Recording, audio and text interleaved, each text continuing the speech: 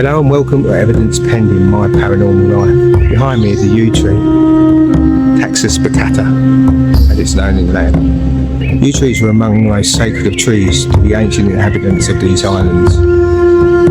They symbolised the gateway, the path between life and death, a symbol of rebirth and renewal.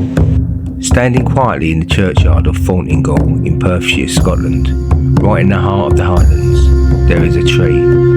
Some believe it's between 3,000 and 5,000 years old, making it one of the oldest living things in all of Europe. It was already ancient when the pyramids were built. If its branches could speak, what would they say? It would tell of druids performing rituals here long before written history, of Roman soldiers marching past, of saints' wars, festivals, and countless generations who came here to rest, pray, or wander in its shade. It has watched history unfold for millennia and still stands today, holding all those stories in its rings, truly a living legend. This ancient yew was measured in 1769, and at its widest point the trunk of the yew measured an incredible 56.5 feet in circumference. If you're wondering why it has a wall and fence around it, it's to stop people taking bits of it away. The stakes show where its trunk once was. To the ancients, and some modern people, the link between high strangeness and yew trees is obvious. There are witness reports of many UFO sightings, strange lights, or missing time that happen near ancient yew trees, stone circles, old churches, the same locations where often these high strangeness events take place. I wonder what the connection between these trees, burial mounds, and places of spiritual significance is. They stand like sentinels, silent, unyielding, rooted in the earth for thousands of years, before cities, before roads, before written words. These stones were here placed with purpose, aligned with the sun and the moon, and the invisible geometry of the earth itself. To us, they are ancient monuments, ruins of a forgotten time. But to the people who built them, they were not just markers, they were anchors, points where the fabric of our world grows thin. The Stonehenge Hidden Landscape Project used magnetometers and electromagnetic scanning to map vast hidden sites, revealing strong magnetic anomalies and distinct field patterns concentrated right where our ancestors built their monuments. And this wasn't by accident, they were placed with purpose. Archaeologists estimate there to be roughly 1,300 standing stone circles in the British Isles. While many serve as ceremonial spaces, a significant but undocumented number, likely in the dozens to low hundreds, feature buried human remains. Exact totals are unknown due to the lack of excavation, agricultural destruction, and the acidic, bone-eroding soils of the British uplands. If you trace these sites on a map of these islands, you'll find something extraordinary. Stone circles, standing stones, ancient wells and barrows. They are rarely placed at random. They fall into straight lines, stretching for miles across hills and valleys. We call them ley lines. Modern researchers describe them as paths of natural energy, lines where magnetic fields, water currents and geological faults converge. But our ancestors knew this long before science named it. To them, these were not just lines on the ground. They were places of spiritual significance, incursion points into our reality, and the old folklore tales, they tell us that. What was done to these places? Well, let's go back to the beginning. The Romans first landed in England on August 26, 55 BC. This was a reconnaissance mission. The expedition was led by Julius Caesar, who crossed from Gaul, which is now modern-day France. He crossed with 2 legions and landed on the Kent coast. Julius Caesar, who was then a general, returned again in 54 BC. But the real invasion began in the summer of AD 43, led by a general, Aulus Pilatus, and he brought a massive force, crossed the English Channel and landed on the beaches of Kent. After pushing inland and winning decisive battles at the River Medway and the Thames, Emperor Claudius personally arrived with reinforcements, including 12 war elephants, to finalise their victory. When the Romans first arrived in Britain, they were still pagan. They worshipped their old gods. The Romans first arrived in the area of Aldborough in 71 AD and went about their business, building villas, military barracks, roads and other amenities, bringing civilization to the savages of the British Isles. They brought something else, something the old gods despised, Christianity.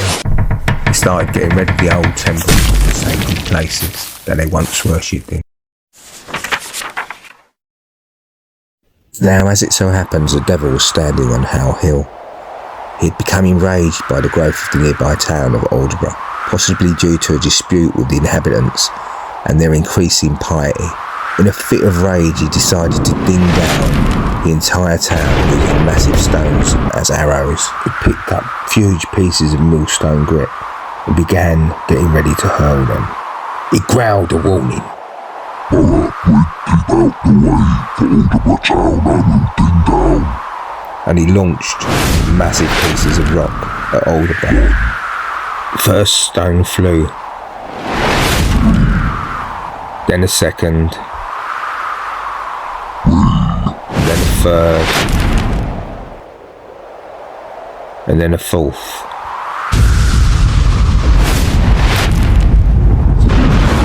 The rocks flew through the air, slamming into the earth, but they had missed their target, for the devil's strength had failed him. His aim was off, for they had landed a mile short of their target in a field. And there they remain to this day. Some folks say if you walk 12 times around the stones, the devil will appear.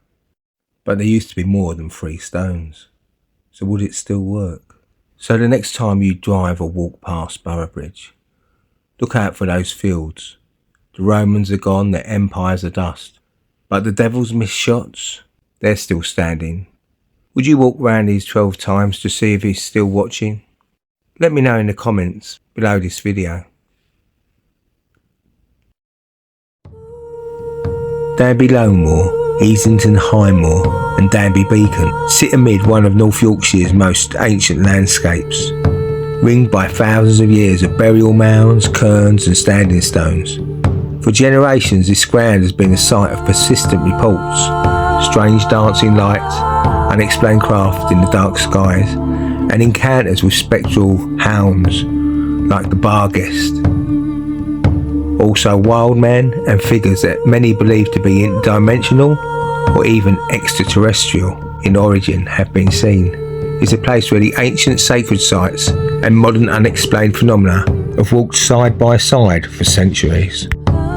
Witnesses here have reported silent triangular craft and glowing formations hovering over Low Danby Moor for decades, matching similar accounts across the North Yorkshire Moors area. But it's not just North Yorkshire, this is a nationwide phenomenon.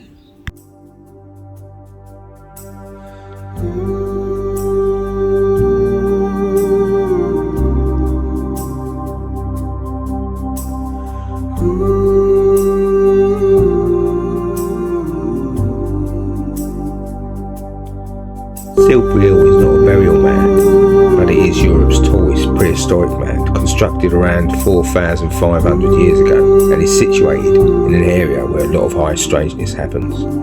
And that high strangeness doesn't just emanate from the stones. Crop circles appear. Many witnesses report right across the land around Avebury, seeing patterns form in the fields close to the great stone rings and ancient avenues, often in the dead of night.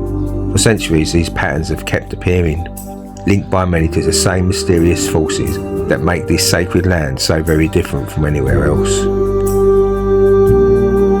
There around these stone sites are the mounds, round earthen tombs raised over the remains of the dead. We think of them simply as graves, resting places, but the old stories tell us something very different. To the ancient peoples, the Celts, Britons, the builders of these places, these mounds were not endings. They were doorways, portals. The dead were not just laid to rest there, they were placed at the threshold, for this was the boundary between the land of the living and the realm of spirits, ancestors and fairy folk, also known as the Fae. They believed that when you died, your journey wasn't over. You moved through these mounds into the other world, a place that exists alongside ours. Sometimes it was seen as a land of eternal youth and plenty, sometimes a shadowy realm of spirits, but always it was connected to these stones and these mounds. They weren't separate places, they were layered one on top of the other.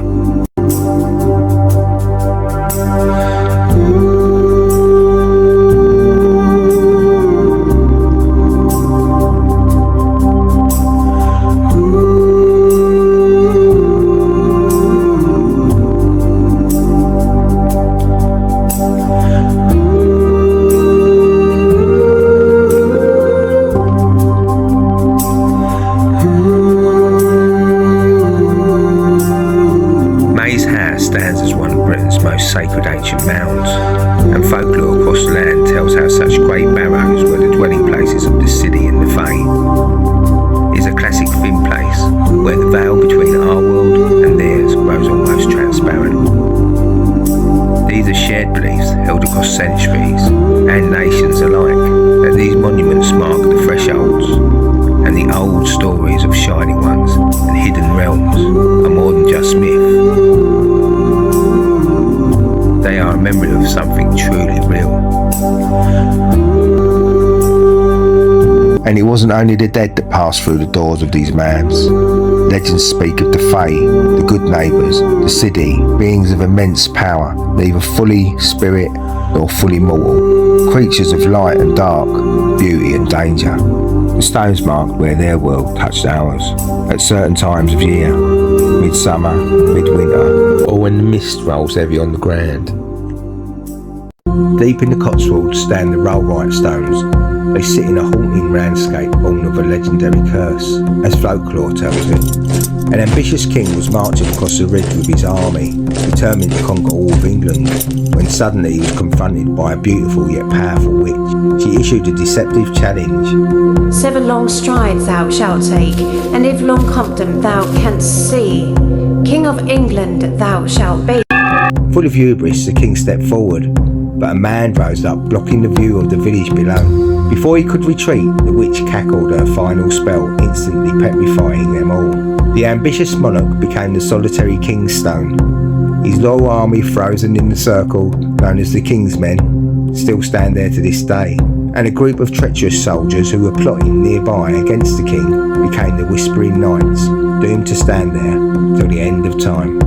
And the witch turned herself into an elder tree that sits in the hedgerow nearby, keeping watch on the king's men, the king, and the treacherous knights.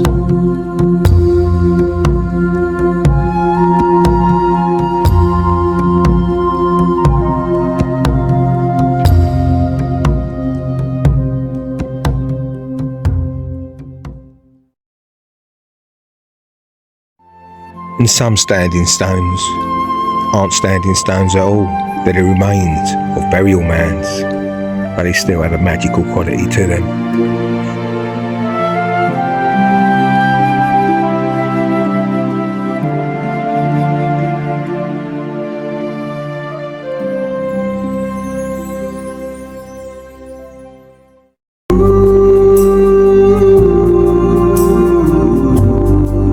Every year on the winter solstice at Newgrange, something magical happens. Deep inside this 5,000-year-old tomb, it is pitch black, but as the sun rises on the shortest day of the year, a precise beam of golden light strikes a hidden opening above the entrance for just 17 minutes. That single shaft of light travels down the long stone passageway, brilliantly illuminating the chamber at the very heart of the mound.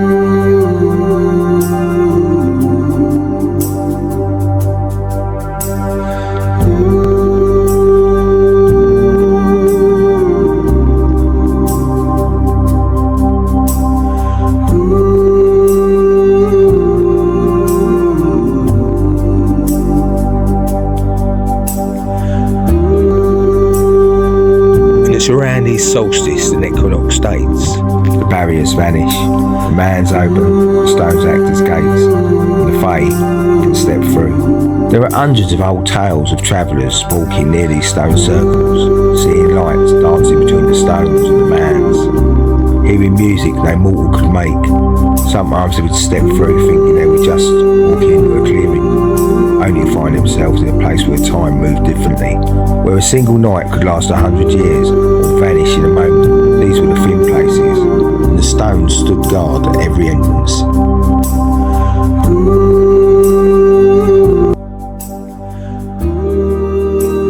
They say the wind out at Little Salkeld never truly stops. It just waits, whispering secrets through the long whispering grass. If you listen closely, it's trying to tell you what happened on that endless midsummer night, centuries ago, when all things change. I was there, you know, long before I was a marker of legend, a pillar of cold red sandstone standing silent under skies. Back then, they called me Margaret, Meg, to those who truly knew me. I wasn't a palace queen, but I was a queen of the old ways, a mother. My daughters, our village's wild and vibrant coven were brimming with life. We lived by a simple rule with the village priest. Do what thou will, Meg, but never profane the Sabbath. And we had no intent to break it. But that fateful year, the solstice fell on a Saturday.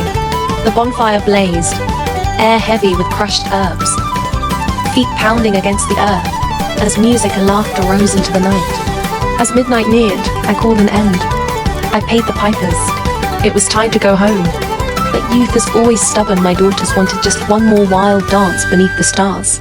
That was when he came, out of the shadows in his long black cloak, carrying a fiddle. If I hadn't been so weary, so breathless from the heat and the fire, perhaps I would have seen the way the wind tossed his cloak aside. I might have noticed the cloven hooves, but I turned away, certain my daughters would follow me. Instead, they handed him a bag of gold. He struck the first note, and the tune wailed like the hounds of hell unleashed. Magic surged, furious and intoxicating. My daughters danced, wild and laughing, crossing the midnight threshold into Holy Sunday morning, breaking our sacred rule. And the moment the church bell struck midnight, all music was swept away. A terrible, paralyzing silence gripped us. I turned back, running, screaming for my girls. But my limbs grew heavier than iron, heavier than granite. I watched as color bled from my daughters' cheeks, their laughter sealing into silent grey faces. 69 stones, caught forever in a motionless ring. For failing them, the spell caught me last. I was dragged down and reshaped, bones stretching into long feet of red sandstone, cast 60 feet away to watch for eternity. Now we wait. Tourists walk the circle, counting stones, pointing in wonder. 60, 61, 62. They say no one ever finds the same number twice. It's the old witch's hex, you see. But still, legends whisper, should a soul ever count every one of my daughters correctly, 2 times in a row, the stone will split. The lost blood will return to our veins, and we will finish our dance at last.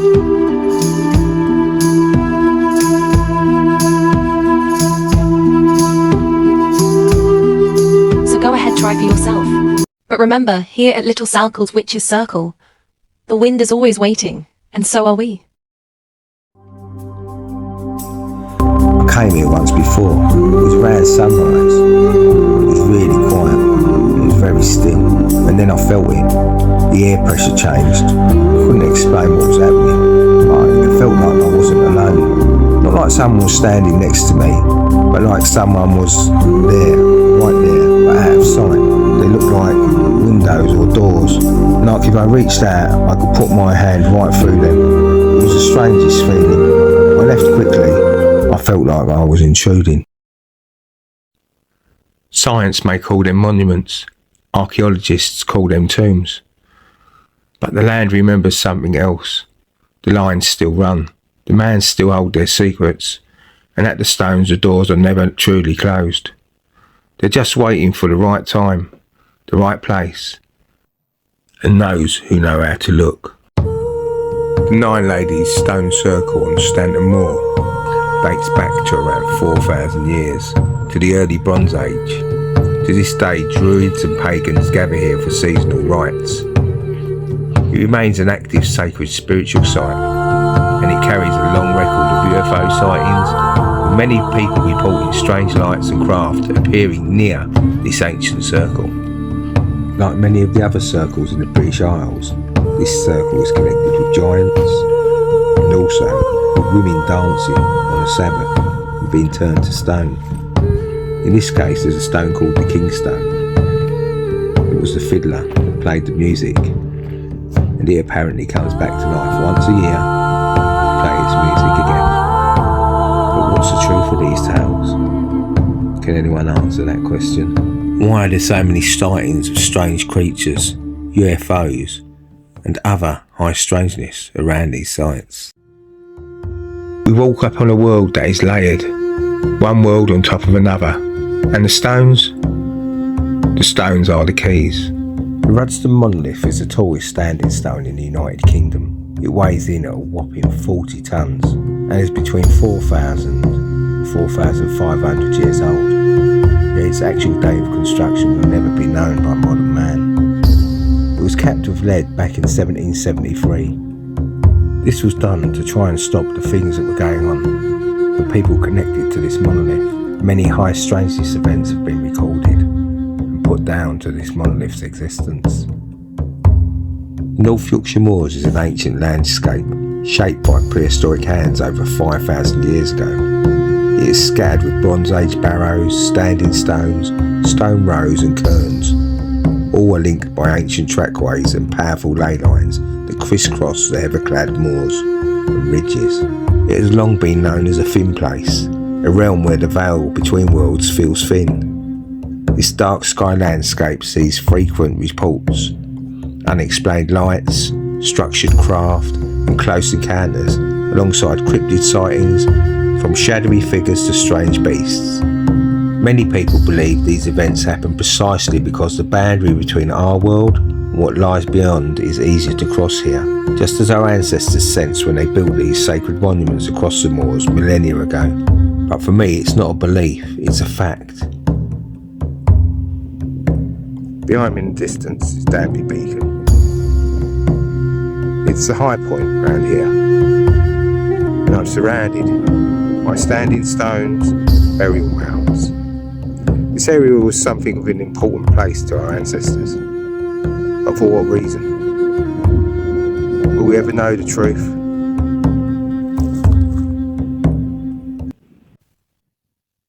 There's something magical about being around the stones like this at this time of day. Just before sunset, you can feel the energy shift with an anticipation, like something magical is about to happen. I hope you've enjoyed this documentary. It's part of my paranormal life. Yes, the evidence is still pending, but only on something. These things are evidence that there's more to this life than meets the eye. I'll catch you on the other side.